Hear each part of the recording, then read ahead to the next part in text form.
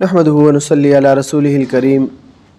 ایک ساتھی نے سوال کیا تھا کہ کوئی شخص، کوئی دکاندار اپنے کسی ملازم سے کہے کہ آپ میرے پاس گاہک لایا کرو اور جو بھی گاہک مجھ سے کوئی چیز خریدے گا تو میں آپ کو کمیشن دوں گا، تو کیا اس طرح کرنا جائز ہے؟ اس کے لیے یہ کمیشن لینا جائز ہے یا نہیں؟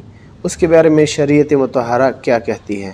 تو مسئولہ صورت میں گاہک لانے پر جو کمیشن لی جاتی ہے وہ دلالی اور جعالہ کے دائرے میں داخل ہو کر جائز ہے۔